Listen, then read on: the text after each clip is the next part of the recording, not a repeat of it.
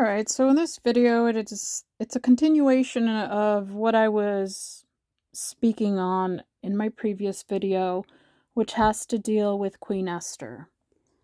So, what stood out to me, and I'll further explain in just a moment after I read this passage. So, when the turn came for Esther, the girl Mordecai had adopted, the daughter of his uncle Abihail, to go to the king, she asked for nothing other than what Hegai, the king's eunuch, who was in charge of the harem, suggested, and Esther won the favor of everyone who saw her.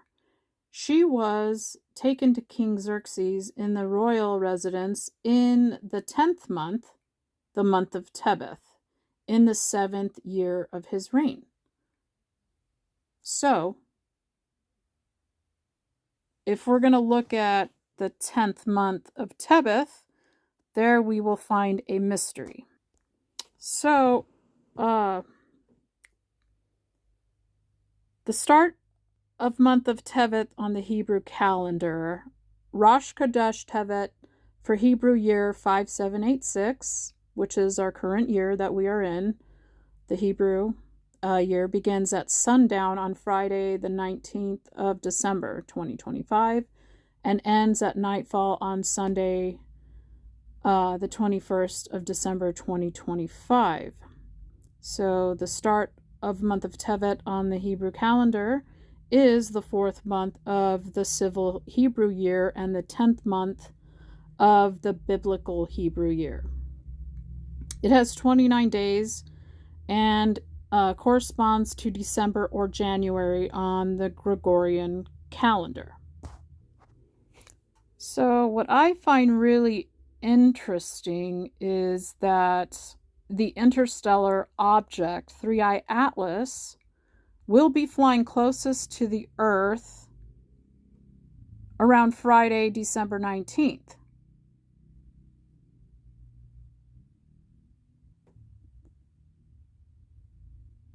So on December 19th, 3i Atlas will make its closest approach to the Earth. So it's pretty interesting that that also coincides with the Hebrew month of Tevet, which in the Bible is when so in the Bible here, the king was attracted to Esther more than any of the other women, and she won his favor and approval more than any of the other virgins. So he set a royal crown. Now, remember where this all started, the virus, the crown virus, right? It's almost like everything's coming full circle here. So he set a royal crown on her head and made her queen instead of Vashti. And the king gave a great banquet, Esther's banquet, for all his nobles and officials. He proclaimed a holiday throughout the provinces and distributed gifts with royal liberality. Now, what if this all corresponds to the rise of the divine feminine, right? So we can see Vashti as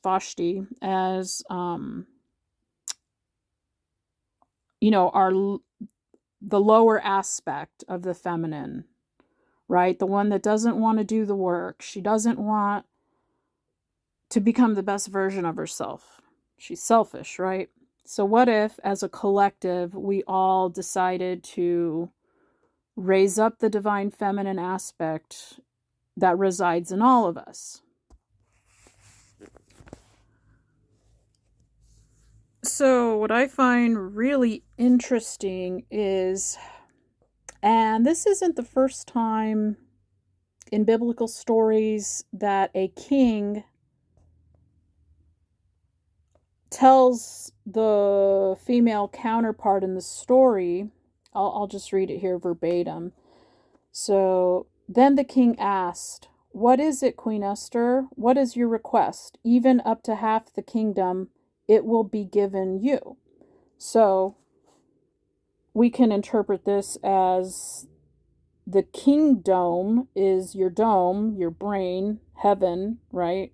The temple of God. So every king needs a queen. So this is representing the kingdom is your brain.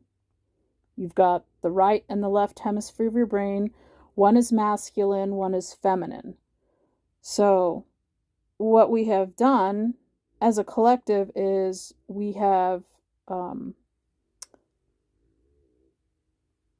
done a lot of us have done the work. We know that we have to, it has to be balanced, the masculine and feminine. That's how we raise the Kundalini energy. So now I think we've met the threshold where we can raise up the divine feminine. Although, you know, the left brain has been fighting tooth and nail not to do this. I think we've met the threshold here. And now I think it's pertinent to bring this up. Even up to half the kingdom, right? So on the third day, Esther put on her royal robes and stood in the inner court of the palace in front of the king's hall. The king was sitting on his royal throne in the hall, facing the entrance. When he saw Queen Esther standing in the court, he was pleased with her and held out to her the gold scepter, right? The gold scepter is, in other words, the spine, right? That's the Jacob's ladder to heaven.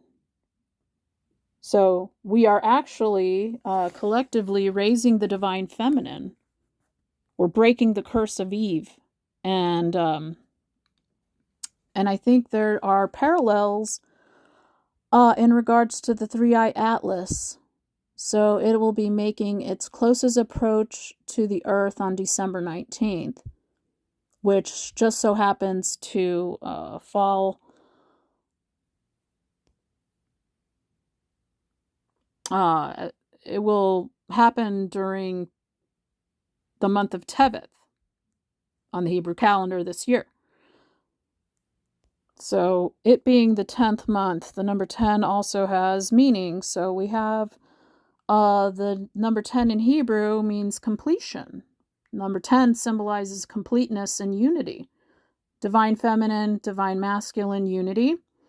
5 plus 5 is 10, right? You've got your 5 on one side, 5 on the other, we get 10, representing a full set or totality. It is often associated with God's authority and the idea of a cohesive system made up of smaller parts.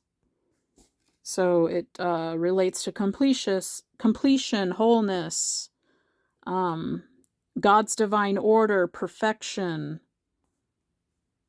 I mean, you could really do a deeper dive. One place I like to go is Grace and Torah. I like to look at that as well, to